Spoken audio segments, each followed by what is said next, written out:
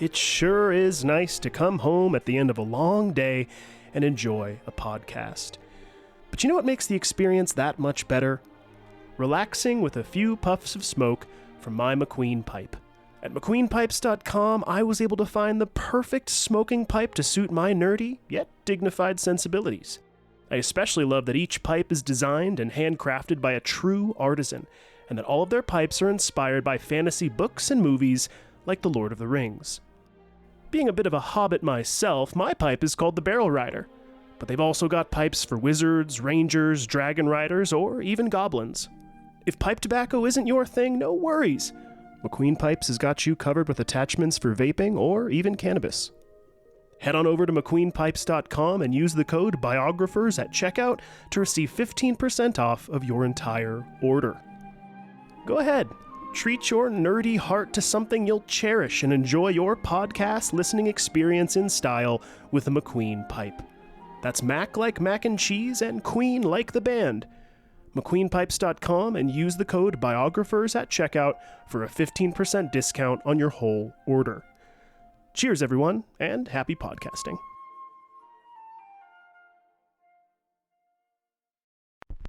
I do hope you can see me today from where you are.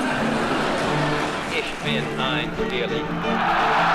If I'm generally anything, I guess I'm generally miserable. This modern world of science and invention is of particular interest to women.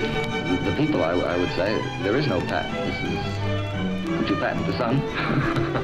I regard myself as a soldier, though a soldier of peace. Welcome to the Biographers. We're in such a good mood to do some cold open conversation. I mean, Nothing. it'll be okay. I mean, especially because I feel like normally if we have 2 minutes or so of opening banter, and specifically, I mean, I'll say, honestly, if we fade up into this exact moment, which I'm sure I will in my editing process, Yeah. I can basically just say to you, like to our audience now, right? Akiva and I are doing our first remote recording session. So we're trying to do, he's recording on his end, I'm recording on my end. I'm going to edit it all together after the fact. And we're doing it through Zoom. And when we first started out, it was basically, we don't have the paid version of Zoom on my personal computer here. So it was like after 30 minutes or whatever, it was like, you've only got 10 minutes left. Do you want to upgrade to the pro version? And I was like, oh, thanks, Zoom. Cool. Good business model. Kick people out of meetings. And that makes them really going to want to use your services more. Watch them be a sponsor of us later on, and then they're just gonna be like, "Oh, we heard that recording from back in the day. Now we're dropping you." I hope we have the morals to just turn them down and be like, "Nah, man, you're not getting my money." And then we tried Discord, which I've never had any issues with before. We use it all the time whenever we're playing video games, and it was super choppy. So, like every single podcast out there that tries to do their first remote recording episode, it doesn't turn out right, but our audio should be pretty killer. So, at least we're not, one of these 2-cent fucking podcasts out there that are like recording Facebook Messenger audio and just being like, I'll just clean it up in post. That's fair. So anyhow, yeah, that's how we are, what we're doing right now. And so, yeah, we Discord, when we tried to get on there, it gave us a bunch of issues where it was like, we literally couldn't hear each other speaking. And I was like, there's just no way that I'm going to be able to listen to you intently as you're going through Tesla and then be like, oh yeah, I caught that. Wait, can you go back and say that again? So anyhow, no way, dude. we're probably gonna have to cut this up and do a couple different little Zoom meetings here, but we'll edit it together. So you won't even notice. It'll be seamless, everybody. It'll be so good. You won't even know. Hello, welcome to the Biographers, everybody. I'm Daniel Newman, and obviously with me is Akiva Miola. Hello. And we're about to get started into Nikola Tesla Part Dos. Mm-hmm. Very, very excited to learn more about this brilliant genius inventor man.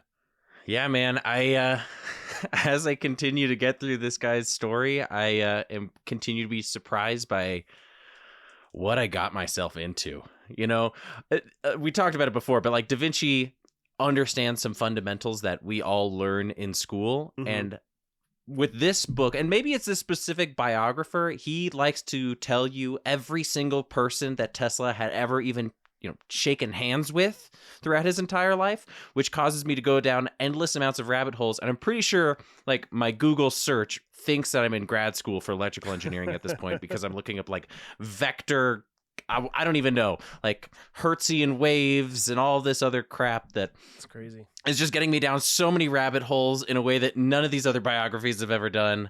So I hope you like it.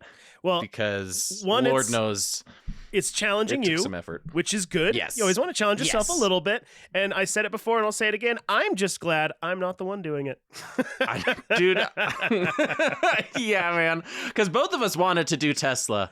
He was I think on my I list. actually, I dodged the bullet there. You dodged a bullet there because, wow. And like this guy lived to 80 years old, and on average, based off what we know, so far he's never not worked at least 20 hours a day, which means that he's like so much. It's kind of messed up, but I'm like, I just wish this guy would like maybe die a little sooner so that I could finish writing this thing. Just die already, Like, Tesla.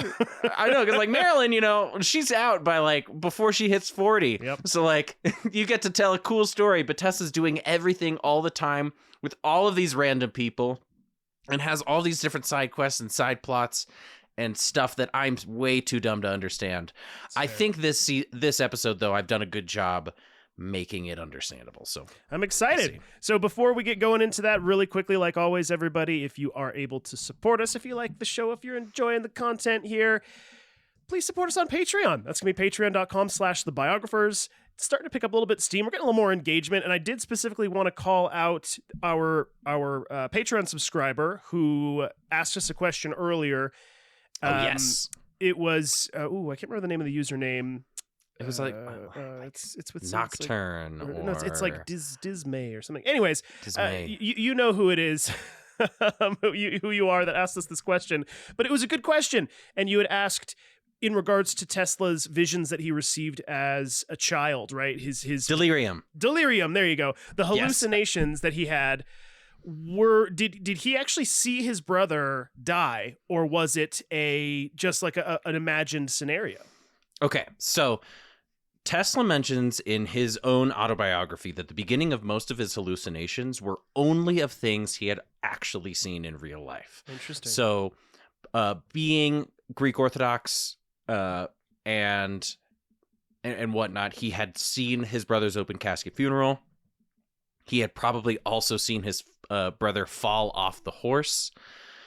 So yes, he did actually view those things, which is absolutely a tragedy. But like I said, the majority of his hallucinations, up until he was able to sort of manifest inventions in his mind, manifest false people, false cities, that sort of thing.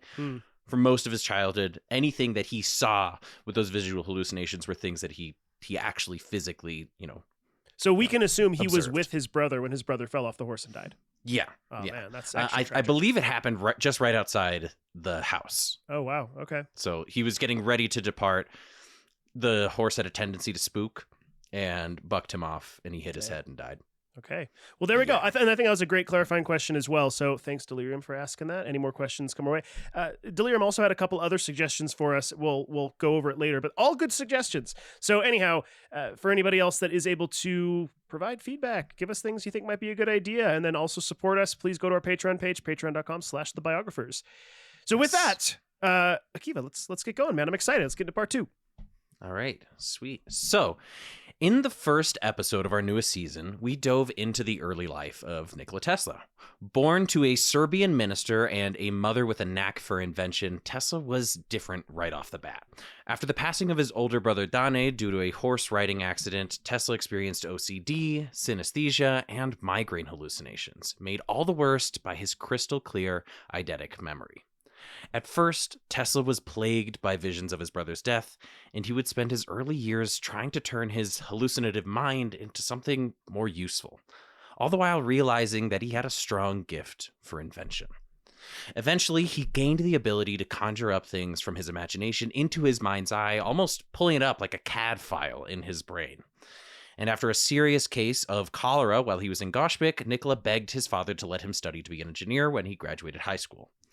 Moved by his son, he put him in Graz Polytechnic School, where Tesla would see firsthand the limitations of DC power, at a time where all motors and generators used a bulky commutator to function. Like I was talking about, that's that tool that you see in crappy drills, right? That's sparking and smoking. Yep. Tesla would work 20 hours a day to try to make the first AC motor / generator, and his intense study habits would lead him down kind of a dark path, eventually gambling away his entire tuition, which was not his money, by the way. I looked it up. One of his cousins helped front him that money, and then he spent all of that. Oh my gosh. Yeah. Almost worse. Yeah, way worse, because he already spent his parents' money. He had like a uncle or a cousin who he took out the loan for that entire semester. Oh my gosh. Eventually, that forced him to have to leave that school and go to another one in Prague. And after graduating, he met his breast friend. Wow. And after graduating, he met his breast friend. Well, there's some speculation. That guy was pretty muscular. He met his best friend, Anthony Schetti, and together they worked at a telegraph company where Nikola would again have a mental breakdown due to overwork. Being nursed to health by his friend, Nikola would have a life-altering vision while walking in a park where he saw a perfect model of the AC induction motor. Now, having the key to harvesting AC power, Tesla would spend his free time making new models and adjustments, while at work, his boss transferred him and his friend to work for the Edison Lighting Company in Paris, run by Charles Batchelor, Edison's right-hand man. Oh, interesting. Yeah, so now we're in Paris. Arriving at the same time as his friend Anthony, Tesla was astonished by the wonders of Paris. He spent his first few months reworking the lighting from the Paris Opera House, where the company would use the copper piping previously installed for gas lamps as conduit for electrical wire that would run the Edison bulbs and arc lamps, which I thought was really cool. That is really cool. I was always curious about that. So I was like, how did they put the lighting in all these old buildings? And they're like, well, there's already gas lines running through everything. We just cut off the end of the main gas line, and that's where we'll put the generator, and then we'll just run the wires through the copper. So that was kind of sick. That's super cool. Yeah. Yeah. So Anthony and Nikola were paid pretty much close to nothing for their first couple months in Paris. Looking back on this time, Tesla writes, quote, "I can never forget the deep impression that Magic City produced on my mind. For several days after my arrival, I roamed through the streets in utter bewilderment of the new spectacle. The attractions were many and irresistible, but alas, the income was spent as soon as received. When my boss asked me how I was getting along, I replied, the last 29 days of the month are the toughest," which I think is kind of relatable. It's a good quote. Yeah, these days, I thought so. I mean, the last 29 days of the month are the toughest. Same, dude. Same. Good. Every morning, Tesla would wake up and swim 27 laps at the bathhouse in Sienne, and in the evenings, he would pitch his AC motor invention to workers at the pool hall. In fact, Tesla had half a mind to simply publish his ideas to the world, feeling like it was too important to be kept a secret.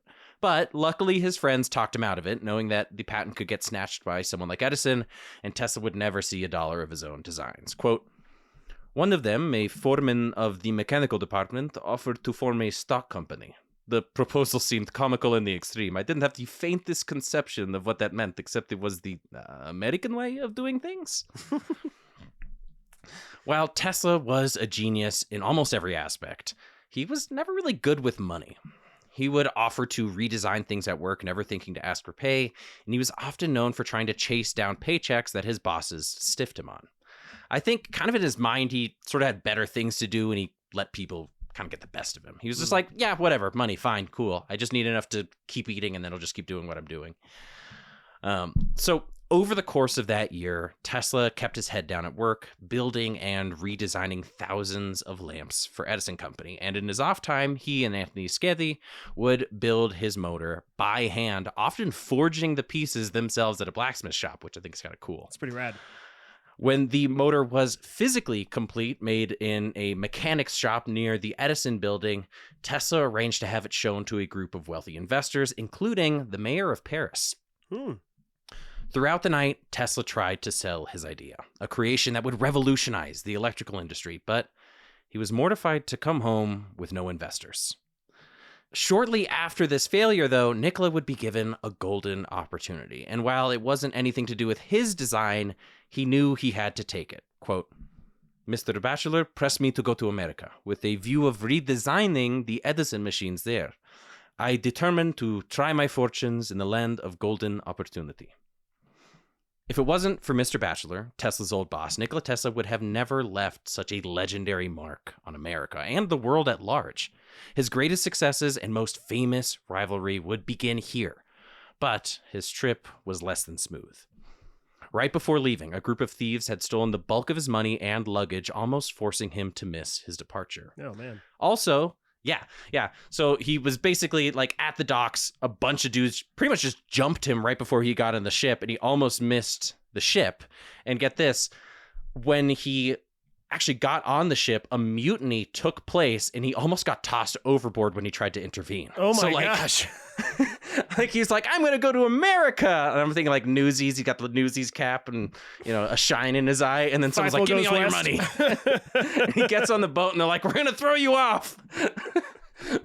But either way, by the spring of 1884, Tesla made it to America. Now 28 years old, sporting a lean black suit, a thin mustache, and only $4 in his pocket. Sort of a funny anecdote. I wasn't sure if I was going to add it to the script, but I thought it was kind of cool. When he gets off the boat, he actually finds one of the Edison redesigned motors, it being fixed at a shop like the day that he gets to America. And he was like, I don't have any money. What am I going to do? So he goes to the mechanic there, and he was like, hey, what would you give me if I fixed this? And the guy was like, man, I'll give you $20 if you fix this thing. And he was like, sure. And he made the machine. So he like knew exactly how it worked. He had it fixed with it. He had it fixed within like 1 hour, and he was like, pay up. That's and the guy's awesome. like, wow, that was really impressive. That's cool. Yeah. So the next stop for Tesla was a meeting with his new boss, who deserves an introduction of his own. Dubbed the Wizard of Menlo Park, Thomas Edison has a reputation that precedes him.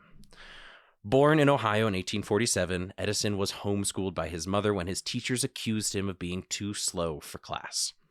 He spent his 20s working for the railroad, operating telegraph lines, where he was first credited for making improvements on the multiplex telegraph, capable of sending 4 transmissions per wire, thanks to him.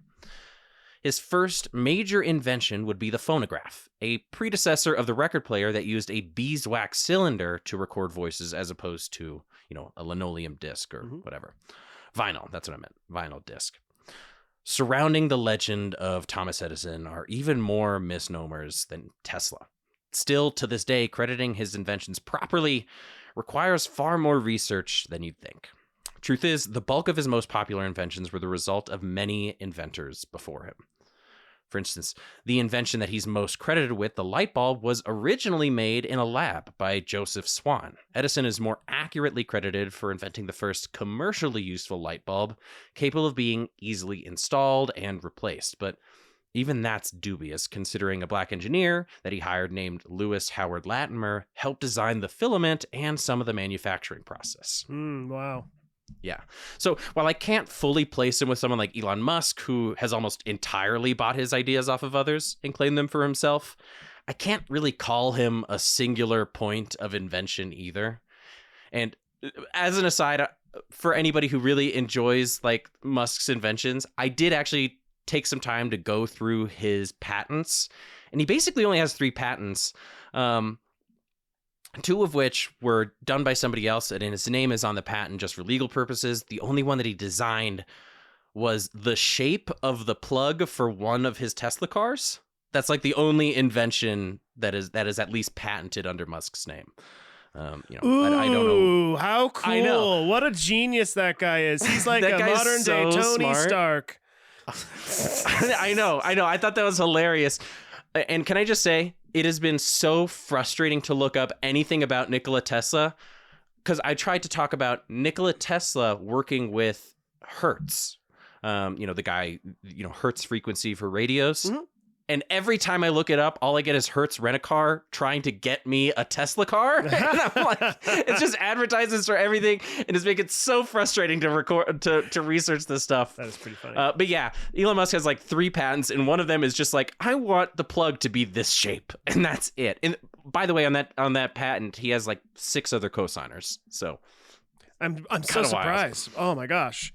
I thought he was just this like inventor extraordinaire. Yeah, he's the cutting edge. Not the benefactor of his daddy's emerald mine in Africa. What? I know. So, like I said, Edison is not all the way on the Musk spectrum, but he's not all the way on the Tesla one either. Like, some of his inventions certainly could be credited to him to some extent, but almost all of them were the result of him being smart enough to know who could help him solve the problem, and then him being smart enough to know, I want to put my name on this patent. Right? So, kind of shitty in his own ways. Yes. Now, what I can credit him with is the advancements of countless technological fields, whether that is by his own force of mind or his ability to buy off others who were smarter than him, like I said.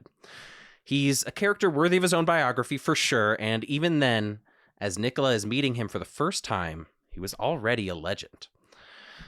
Their first interaction wasn't exactly the dueling of minds I was hoping for. Instead, Edison picked up on Tesla's very mild Croatian accent, which I've been imitating terribly, and it reminded him of Vlad Dracula. Not knowing the difference between Croatia and Transylvania, he joked and asked Tesla, out of the blue, without introduction, if he's ever tasted human flesh. Jesus. Which is like such a weird thing. Like, Tesla's like, hello, my name is Nikola Tesla. I want to show you this motor. And then he's like, you kind of sound like a vampire. Hey there, you ever feasted on human flesh before? You ever seen this thing called a light bulb? Like, that's kind of the vibe that I was getting. And then just like, Tesla's like completely bewildered. And like, if you interview Tesla, like based on like later on in his life, kind of his recounting of the interaction depended on his mood and sort of age when he was retelling the story. Sometimes he would just straight up be like, yeah, Edison was a buffoon. Other times he was like, I was thrilled to the marrow to meet him. It just like depended on how he was feeling.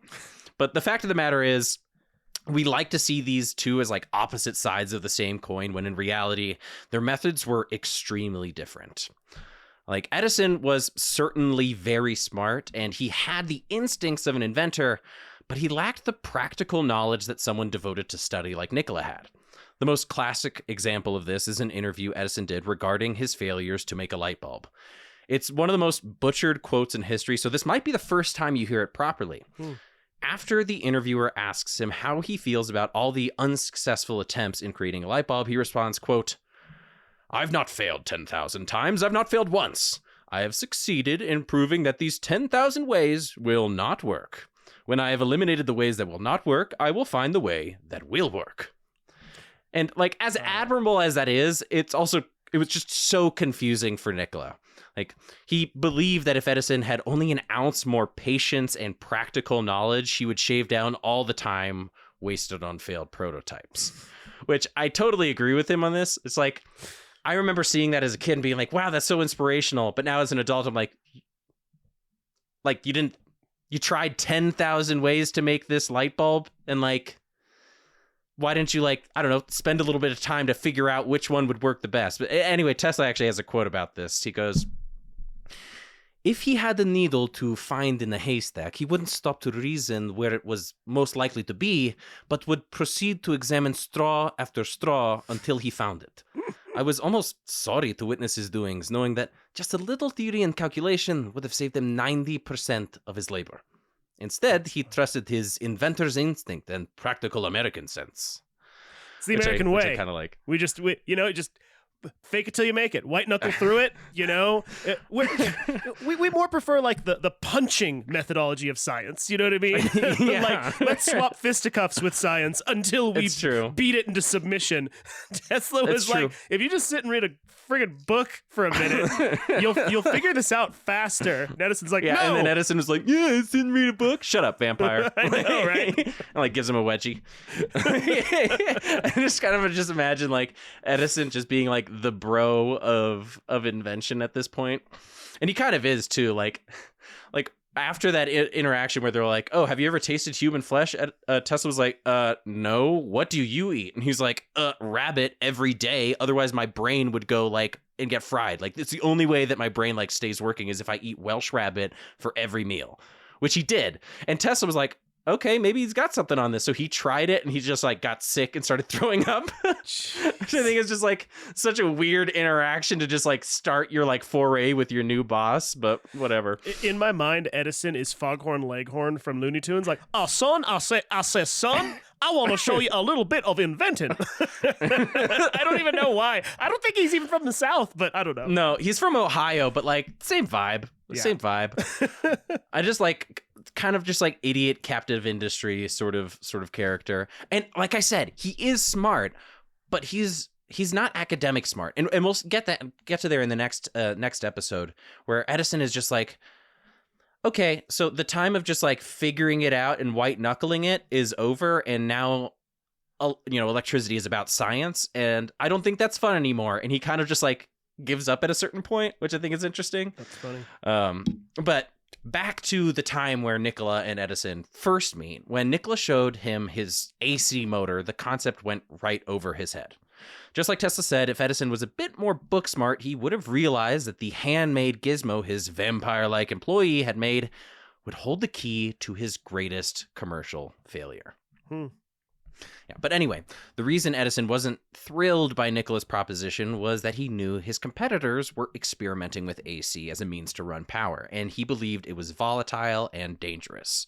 He hated how telephone wires looked in the New York skyline, complaining that water and gas mains were underground, so why shouldn't power be?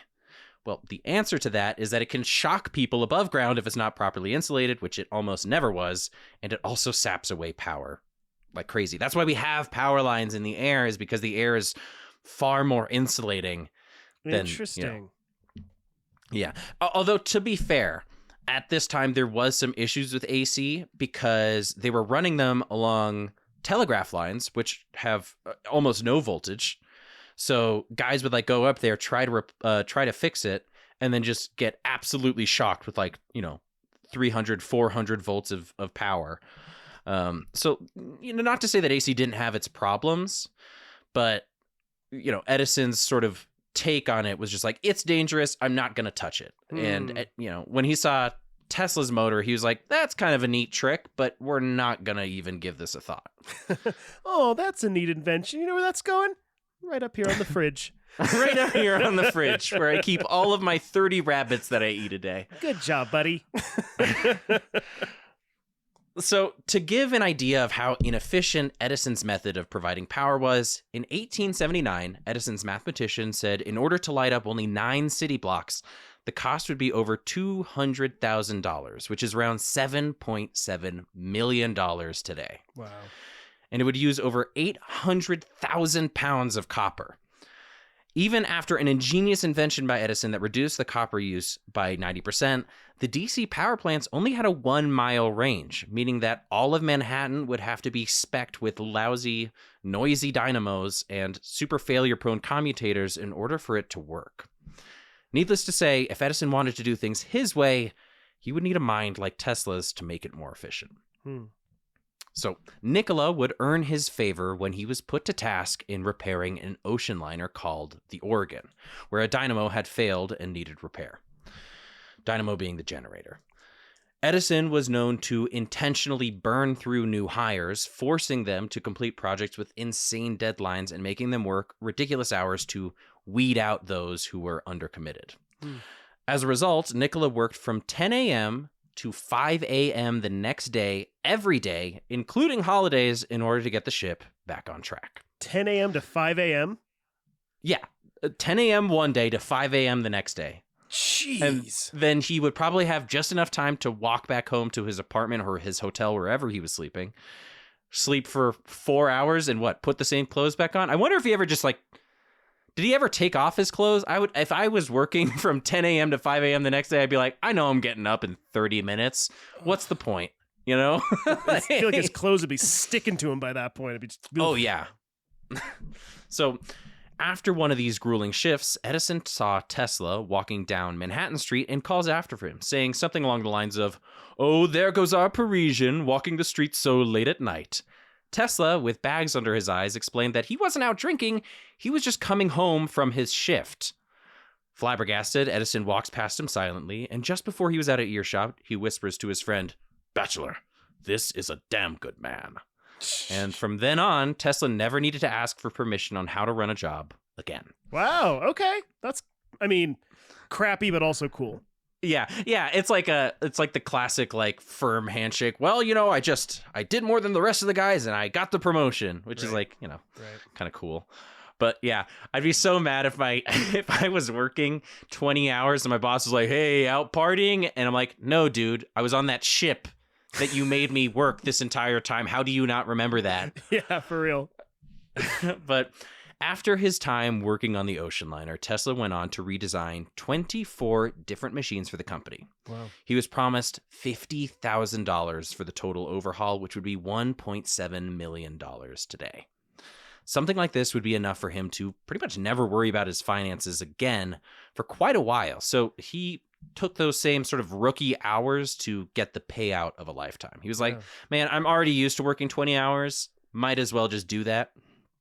So after 9 months of working 19 to 24 hours a day, his designs would become the new standard across the company, replacing all of Edison's older models out of the models that he was, redesigning. Dang.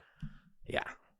So, when Tesla finally completed his work, he asked his manager for the life-changing payout, only to be laughed at to his face. Oh my gosh. Yeah, with a chuckle, his boss said, "You are still a Parisian. When you become a full-fledged American, you'll appreciate the joke."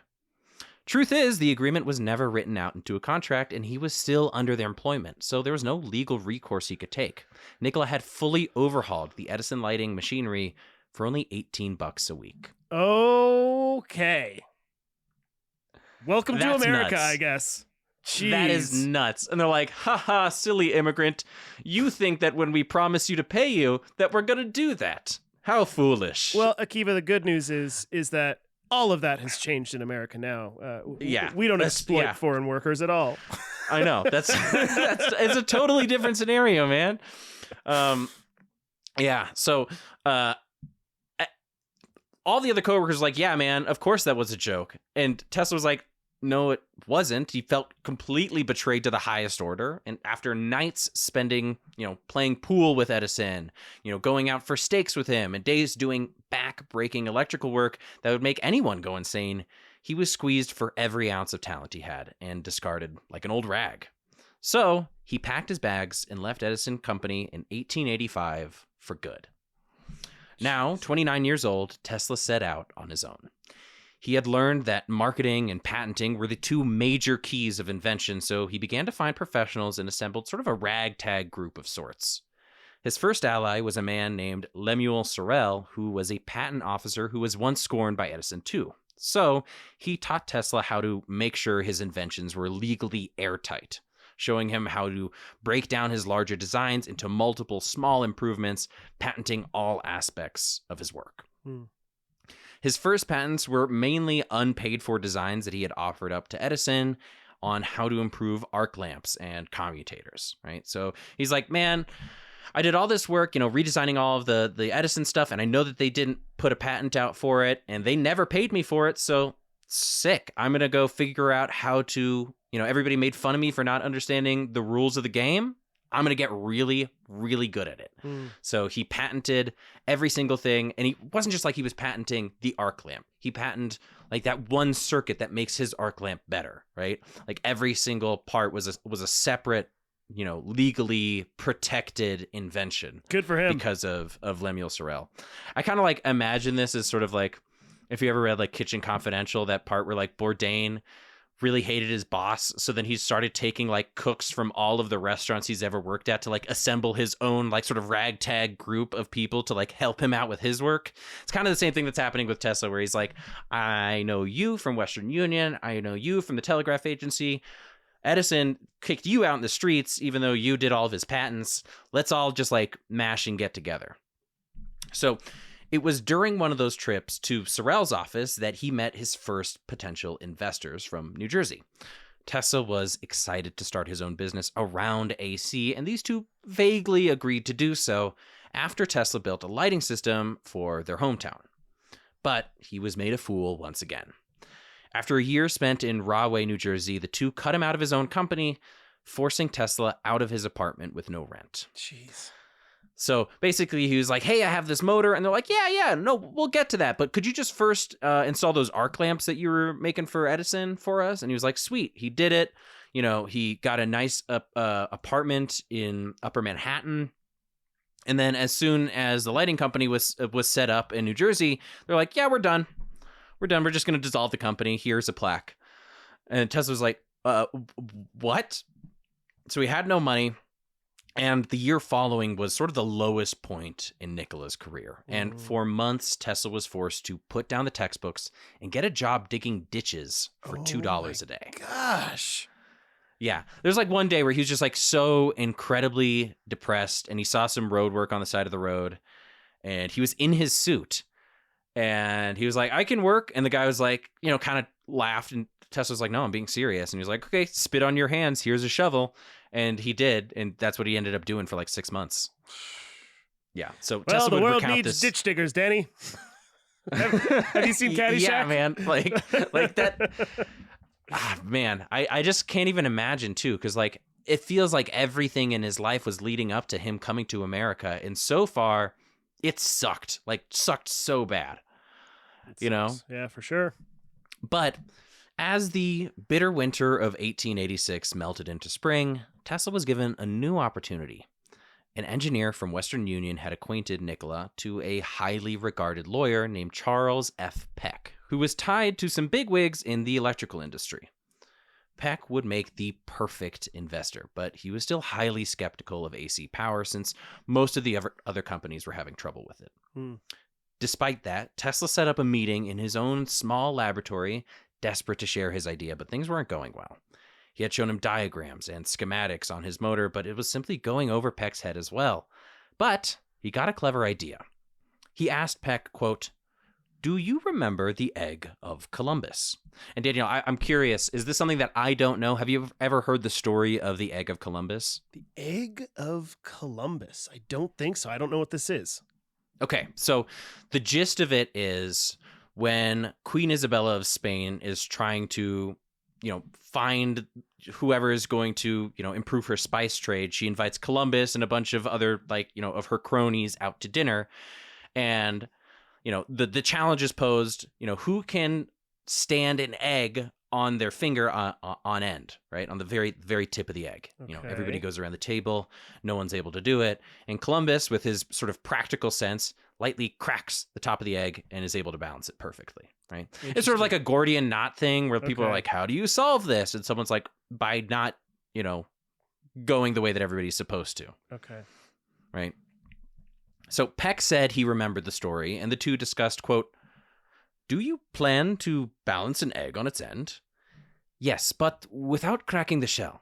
If I should do this, would you admit that I did one better than Columbus? All right. And would you be willing to go out of your way as much as Isabella? Well, I have no crown jewels to pawn, but I have a few ducats in my purse, and I might be able to help you out to an extent. So Tesla asked Peck to just wait for a moment, and he ran down to a blacksmith shop nearby holding a chicken's egg. He asked them to make a quick mold of it and cast it in bronze. With the metal egg still warm from being poured, Tesla runs back up and placed it in the center of his rotating magnetic field motor.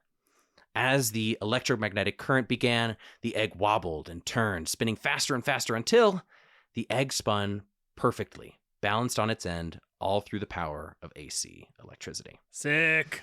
Yeah, kind of cool, right? So this simple display of the rotating magnetic field motor had won Peck over, and the two would work in tandem. Peck loaned out the bulk of what was needed, providing Nikola with a lab on 89 Liberty Street, right next to where the World Trade Center is today. No way. In the middle of town. Yeah. Kind of cool, right? Very, very cool. In exchange, Tesla split his patent ownership 50-50 with Peck. This would be the beginning of a 15-year period where Tesla would create with hardly any limits. He once again took on his old schedule of working up to 24 hours a day. It wasn't only a compulsion for him at this point, however. He had time thinking, just digging those dishes for the last 6 months, and it seemed clear to him that no one else could truly see the potential of his work, to have a central system that could not only power lights, but machines that prevent backbreaking labor like digging ditches. Nikola saw his designs as a way to free humanity from menial tasks, to pursue creative work, and he knew that he was the only one capable of ushering that era in. So it was more of like a moral imperative that he work nonstop. I think that's kind of cool, where he's like, literally no one's going to get what I have to say. I've tried 1,000 times. America's kind of kicked me in the ass at this point. So I'm just going to keep my head down and figure it out. And then I'll show everyone when it's done and they'll figure it out then. Right? Yeah, for sure. Well, I mean, what else are you going to do? Everybody's just kicking him around, it feels like. And he's just like, all right, you know what? I'll show you. I love it. Yeah. So in his lower Manhattan shop, Tesla not only built generators for single, two-phase, and three-phase power, he also built transformers for each of them. I recently had an engineer in one of my knife-making classes say that this is his favorite contribution of Tesla, the transformer.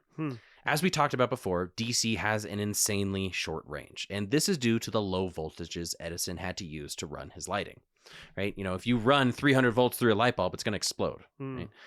With a transformer, however, you can step up and step down the voltage of AC power according to your needs. So an AC power plant today can send out tens of thousands of volts worth of power, which then are sent through different transformers that can step them down for household use, eventually going to like 110. Oh, wow. Right? Okay.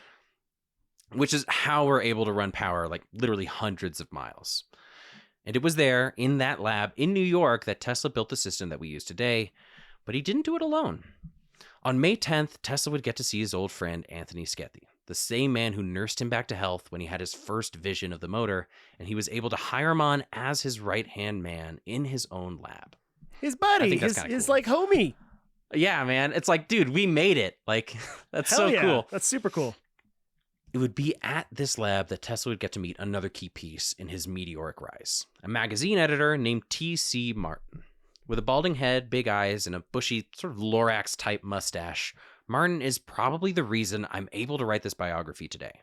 He was astounded by this suave, stormy-eyed genius who had a perfect memory and could speak in half a dozen languages, and he sought to crack the shell on Tesla, pestering him to sit down for interviews with his magazine, The Electrical World.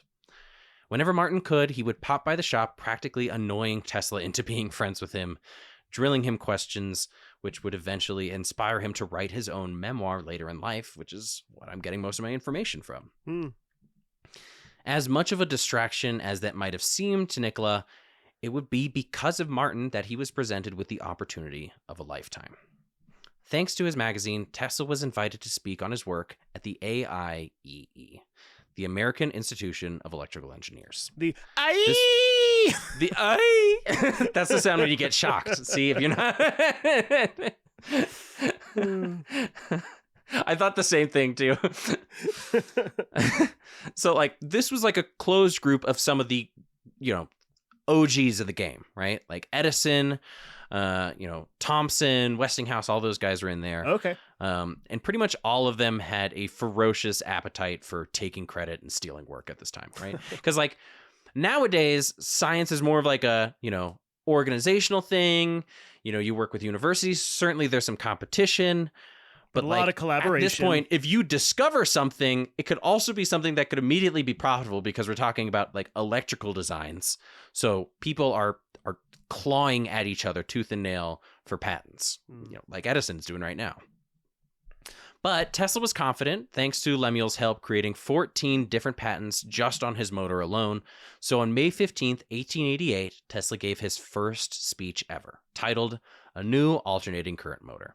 In it, he demonstrated how his design was the first AC motor that was energy efficient and actually commercially viable.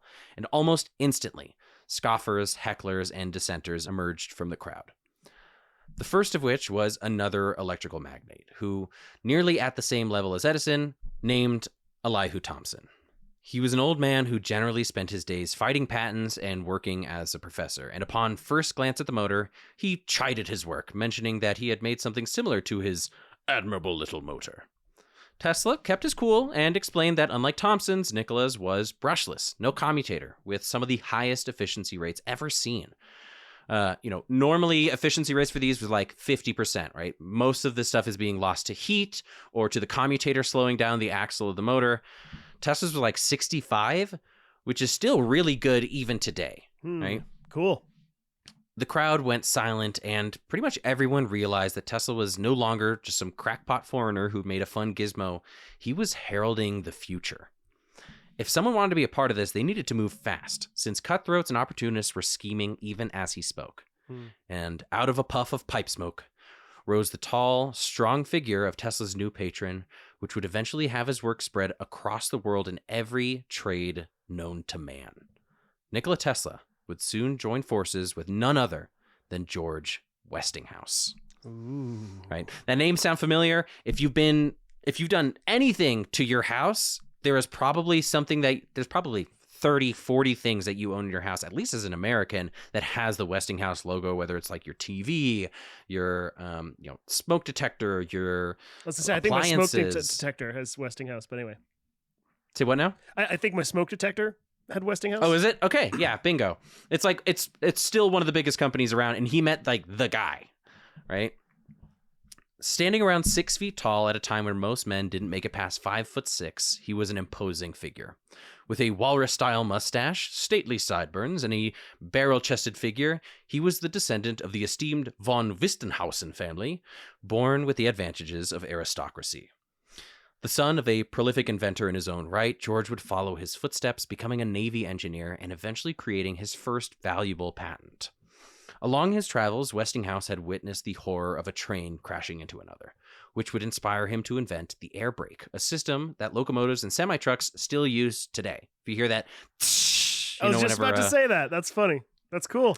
That's Westinghouse. Wow. Upon visiting him for his first meeting, Tesla wrote, quote, "Although he was past 40 then, Westinghouse still had the enthusiasm of youth. Always smiling, affable, and polite, he stood in marked contrast to the rough and ready men I met. One could imagine him in the atmosphere of a royal court, yet no fiercer adversary was there than Westinghouse. An athlete in regular life, he was transformed into a giant when he confronted with difficulties. He enjoyed the struggle and never lost confidence, standing like a lion, breathing in the smoke of his own factory." Cool. Which I thought was kind of cool. A lion breathing in the smoke of his own factory. That is cool. I think that's cool. Now, Westinghouse was in the electrical game, and things weren't really going very well. He had first taken on AC patents by a designer named Lucien Gallard, but the system was dangerous, inefficient, and tied up for use because Edison had bought out key patents needed to make it function. However, Tesla was more stable, more thought out, and free of Edison's grip. They originally agreed on a contract that was strongly in Tesla's favor, with an initial payout of $216,000, which would be $7.2 million today.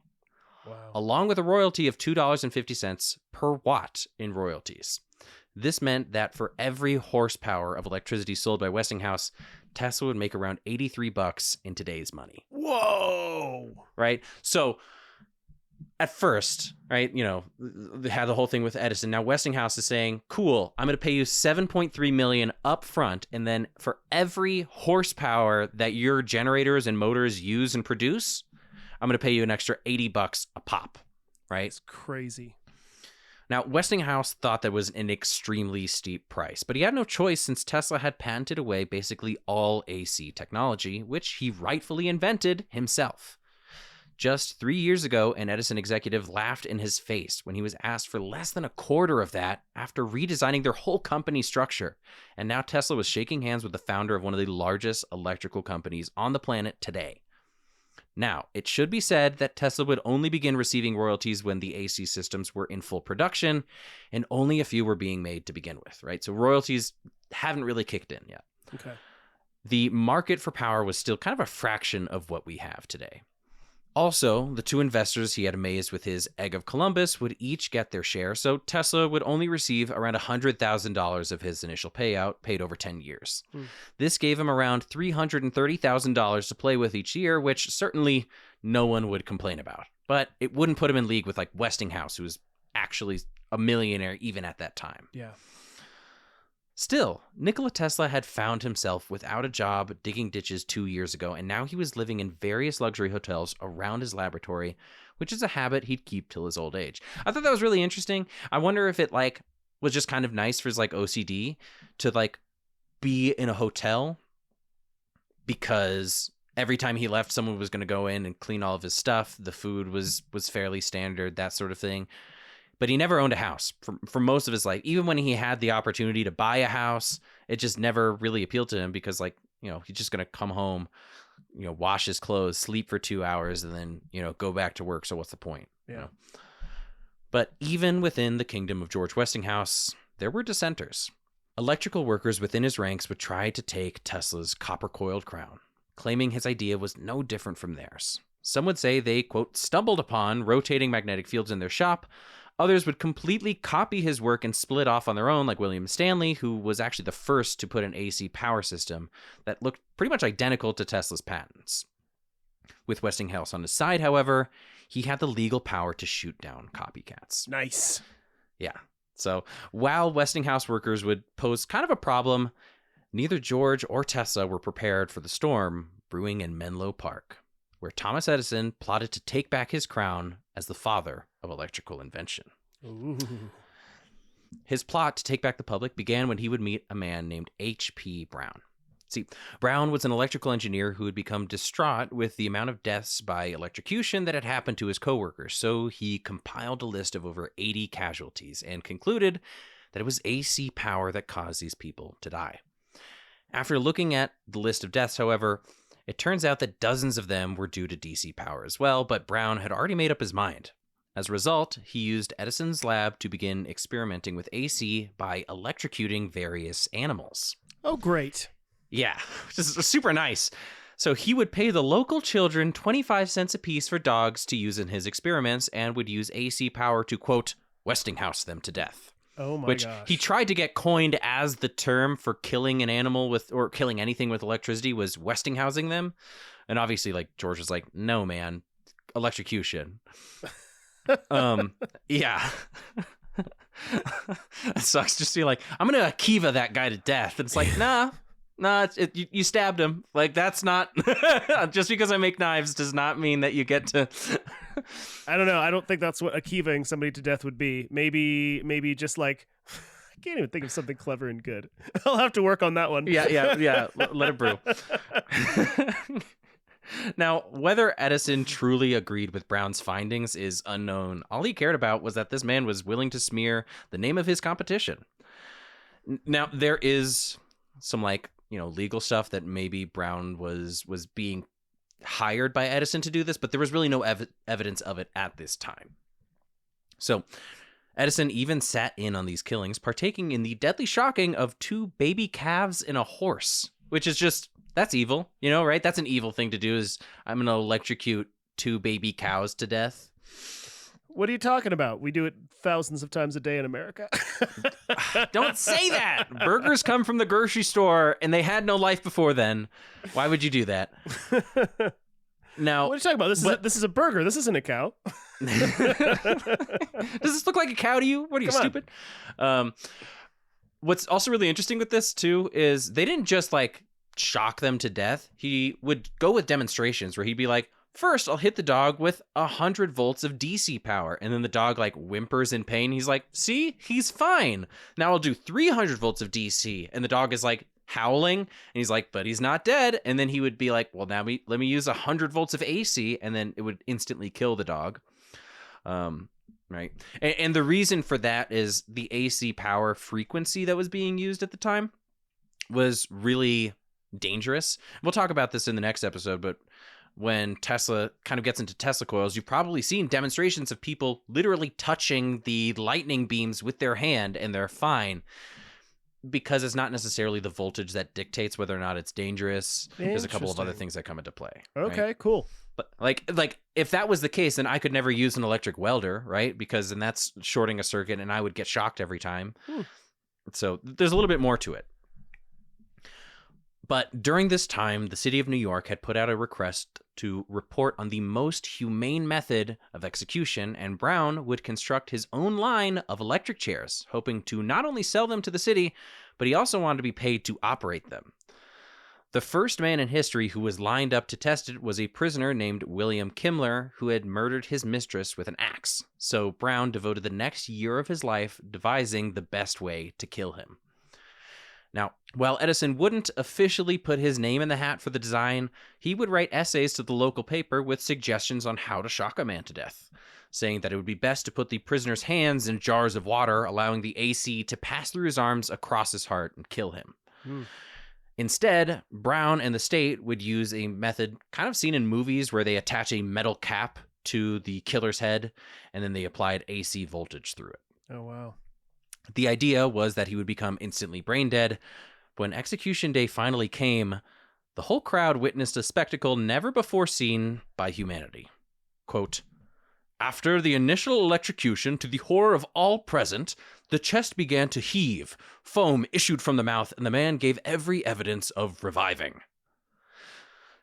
So they electrocuted the guy, it killed him, and then they continued to pass the voltage through him, so then it revived him again, and then killed him and revived him over and over again. Oh my gosh. That's gnarly. Yeah, they're like, what's the most humane way to kill a guy? And he was like, I know, why don't we fry him to death? Jeez.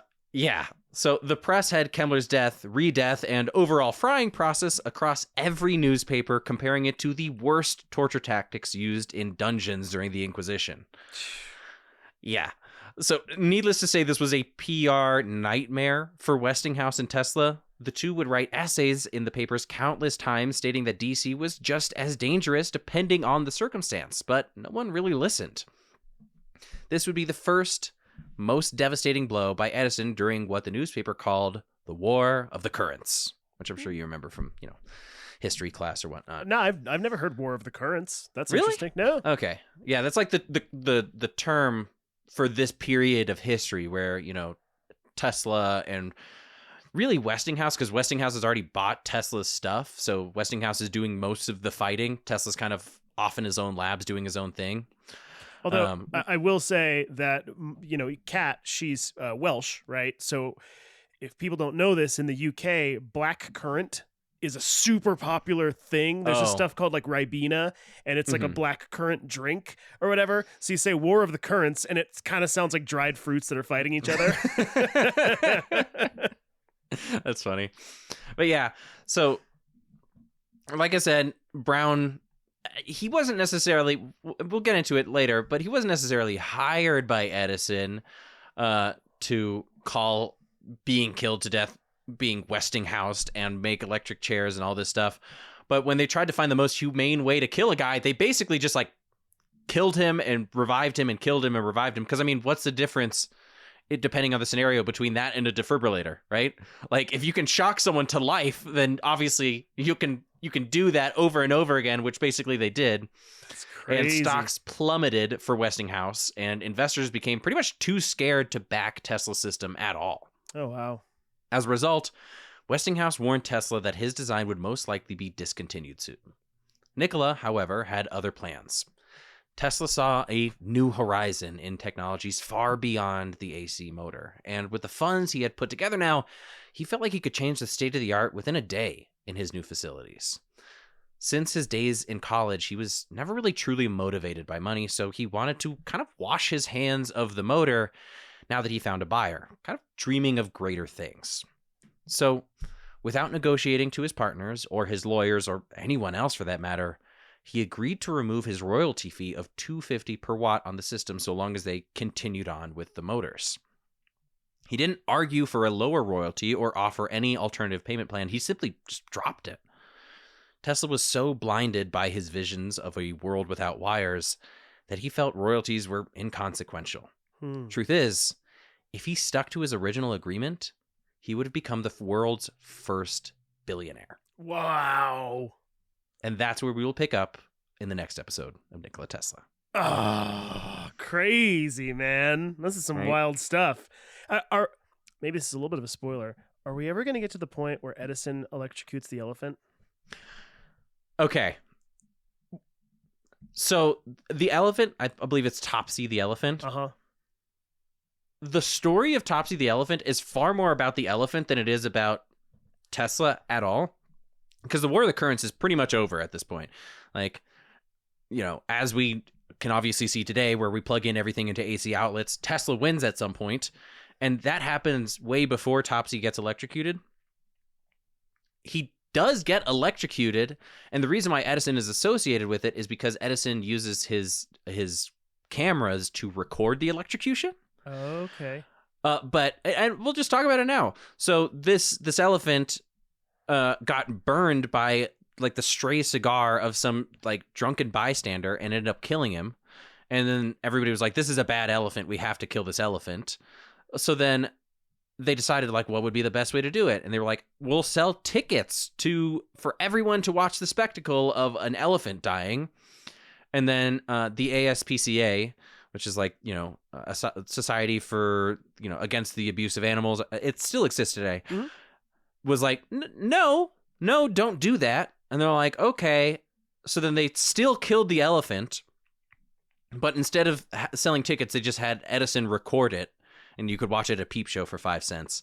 And they strangled the elephant with a winch, poisoned the elephant, and electrocuted it all at the same time to like really make sure that it was going to die. And then basically Edison like recorded pretty much like the first animal snuff video where he just like recorded an animal dying, and that was the whole thing. And people were like, cool, I'm gonna pay for this. Neat. Is that what snuff is? Snuff is when you like record. Yeah, okay. Yeah, it's people or whatever, something dying. Yeah, but yeah, so it's not really relevant to the Tesla thing. The two are associated because, like I said, Edison recorded the incident, but Edison didn't kill Topsy in order to dissuade the public. Instead, he killed 30 to 40 stray dogs, and then also a guy named William Kimmler who got fried to death into life, into death, into life, into death, into life. So pound for pound, he may have killed an elephant, but it was just... Yeah, he killed an elephant's worth of dogs. He killed an elephant's worth of puppies, which I think is worse, just personally. It might be, honestly. Wow, okay. Yeah. Well, wicked cool stuff, though. Regardless, I'm like, I didn't know about the War of the Currents. I mean, I knew that there was like a competition between like AC and DC, and I thought it was much more to do with Edison, but that's about all I knew. Yeah. So Edison never really wanted to officially put his name on any of H.P. Brown's stuff because Brown was doing some pretty messed up stuff, but he did let him use his lab, and he did let him use his equipment, and he did help him set up the wiring, and he did write essays in the newspaper. So like, it was collusion for sure. He did his fair share. I also just think it's so crazy because Tesla, and we'll get into the next episode. He starts envisioning some wireless stuff. This is when we get into like Tesla coils, all the really weird mad scientist stuff. Okay. And he was just like, this is the new future of technology. Who cares about this motor? Drops the royalties, doesn't even consult anybody about it. So basically, for this design, he originally was going to get $7.7 million plus royalties, and now he's settled for $100,000 and just wants to wash his hands of it. Yeah. It's not that he doesn't like the motor patent; he still likes the science of it. But I think just the very American, mad dash sort of rat race of keeping the patents open kind of exhausted him. And he was like, cool. All right, this sucks.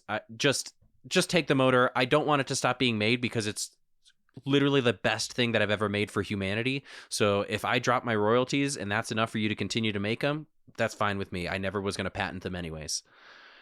I mean, true man of science, you know what I mean? He was like, I'm not a businessman. I'm not here to like make my mint and just get out. He's like, I just want to make stuff and be able to keep making stuff. You know? And have enough money to keep doing it, right? Yeah. And that's like, as like a knife maker, like, business owner in general, that's like kind of the dream is just like, I don't ever want to be shackled by my own like legacy or creation or work, but I always want to be financially steady as a result of it, right? Yeah, it's kind of what Da Vinci wanted when he ends up getting patroned by King Francis I when he gets older, where he was just like, this is the best scenario. I just get to like paint when I want to, write when I want to, research what I want to, and someone pays me for it. Yeah. And Tesla was kind of feeling like, you know what, that's fine. Of course I wanted the royalties. Who wouldn't want more money? But like, if your investors are going to drop out on the most important invention that I think of in our time, then that's fine. Yeah. Because like, think about it right now. In your house right now, there's probably 4, 5, maybe 6 rotating magnetic field motors, or at least Tesla-based motors. Maybe it's not the same one. Like your dishwasher, your stand mixer, power drills, or not if it's, you know, a corded power drill maybe. Yeah. But like that's really crazy. It is. It's really cool. If it wasn't for Tesla being like, I'm going to drop the money, then who knows when that design would have gotten picked up again. That's wicked. That's super, super cool, man. Great job, as always. Thank you.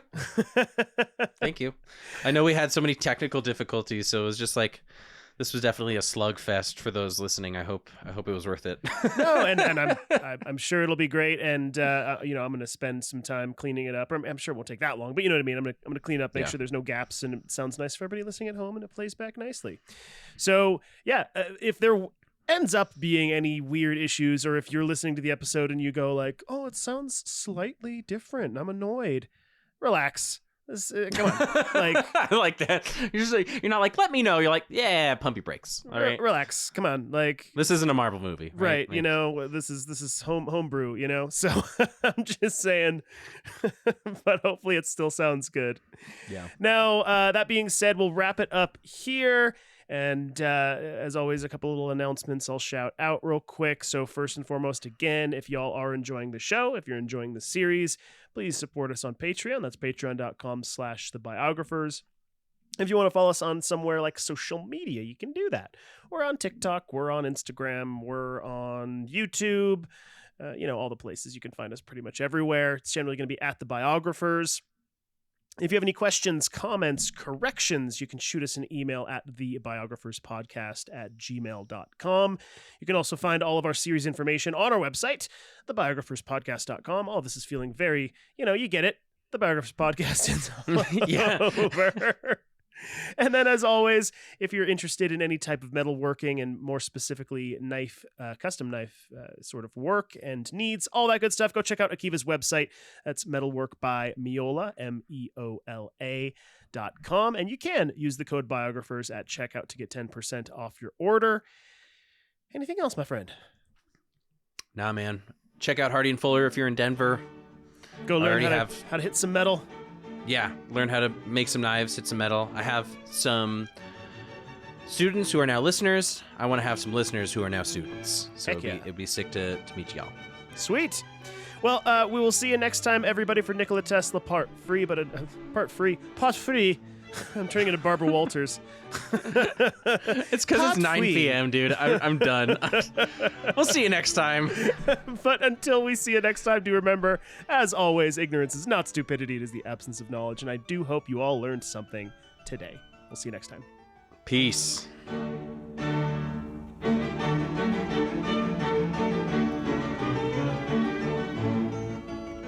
You've been listening to The Biographers.